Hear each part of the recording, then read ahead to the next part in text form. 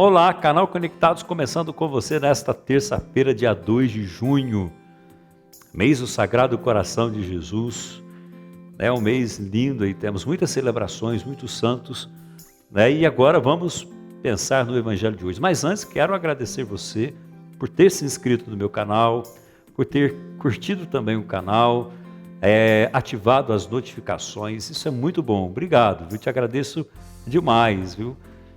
Nós tivemos assim um salto muito grande, pouco tempo aí de conectados, né? Um caminho bem importante, porque nós já passamos de 1.700 inscritos e vamos conseguir mais, tá? E eu espero você aqui no meu canal, mande isso para muitas pessoas, quem você conhecer, para que possam também ter acesso à palavra, porque é uma alegria minha trazer o Evangelho na sua casa, né? Conversando com você.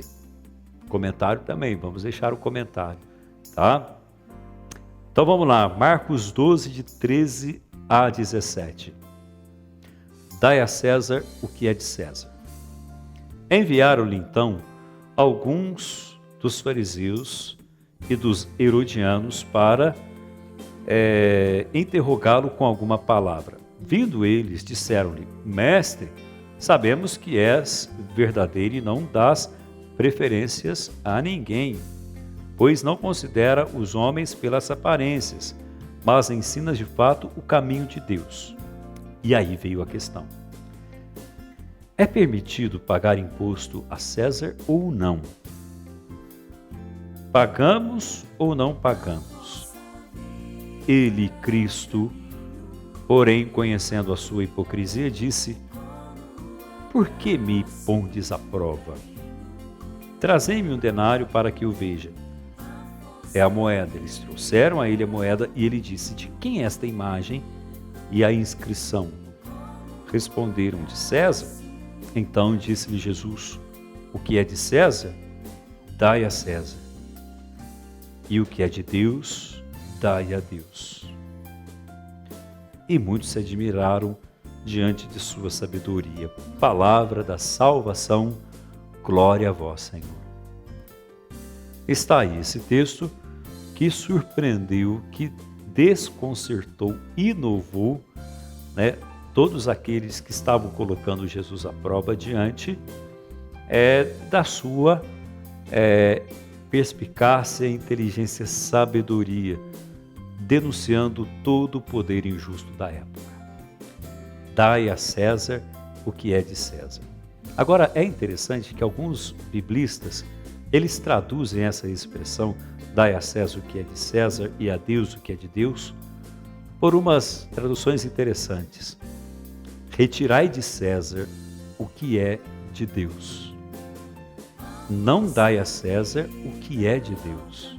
Ou ainda, dai a César o que é de César, mas não lhe deis o que é de Deus. Fazendo toda a distinção entre o poder, né, e o governo de César, e o poder e o reino de Deus, de Jesus. Vamos pensar, o tributo romano, naquela época, era uma obrigação. Todo mundo tinha que pagar. Ele vinha com a inscrição de César, que era o rei supremo, e ao mesmo tempo tinha uma conotação de veneração, adoração a César.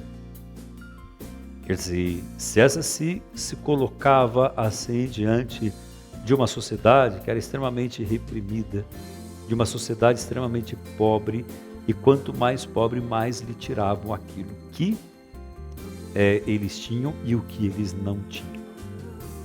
E a intenção dos adversários de Jesus era colocá-lo numa situação de risco e, ao mesmo tempo, numa situação de conflito com o seu povo, inclusive os seus seguidores. E Jesus, mestre da sabedoria, né, quer dizer, ele, na sua capacidade de entender as intenções, a astúcia daqueles que o perseguiam,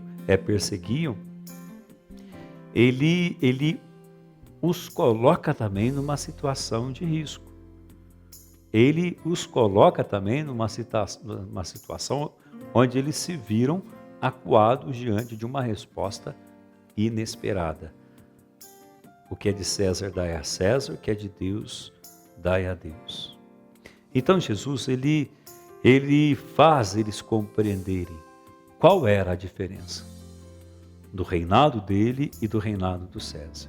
Então reconhecer e aceitar o poder político da época não correspondia em simplesmente negar ou rejeitar a Deus, mas diante de como eles estavam vivendo, de como eles viam a situação sendo levada nas mãos dos poderes que acabavam por dominar, né, e implementar uma sociedade extremamente injusta, o princípio no qual Jesus se fundamentou, ou seja, se apoderou, é o princípio da justiça, da igualdade, o princípio da fraternidade.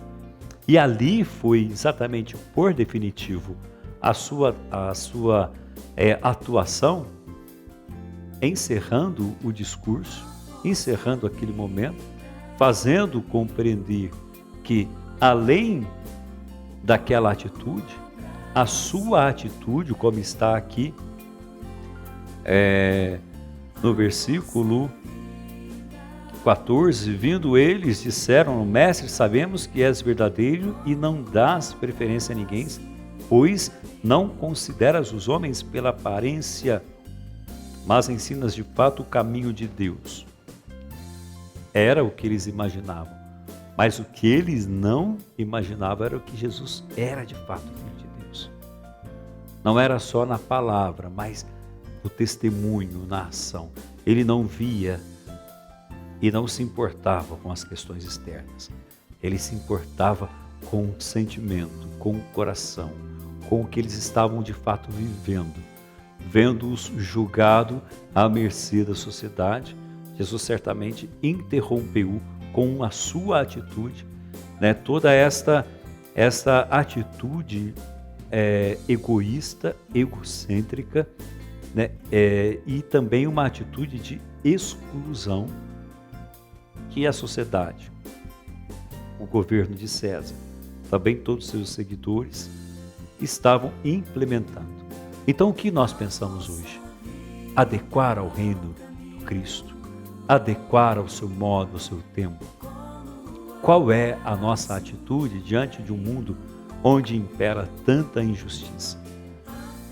Onde nós podemos, por definitivo, dizer que somos seguidores de Cristo, se de fato formos na essência, lutaremos por um reino mais justo, por um reino mais fraterno, por um reino onde haja de fato a igualdade entre os povos. Aí sim, veremos o reino de Deus acontecendo entre nós.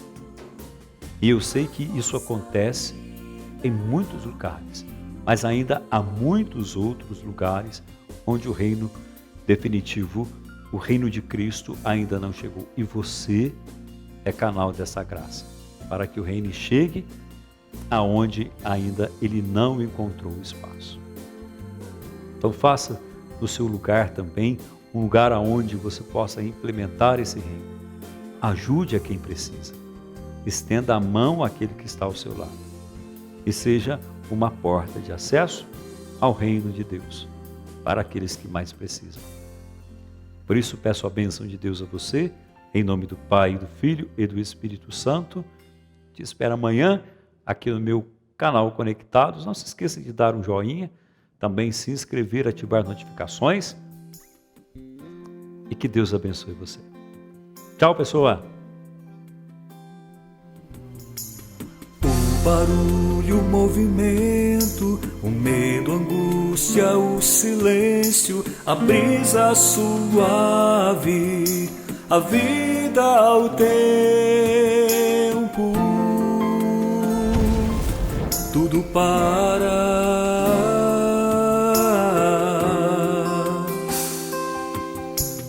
O sossego, a calma, a abertura, a entrega. Alguém me espera.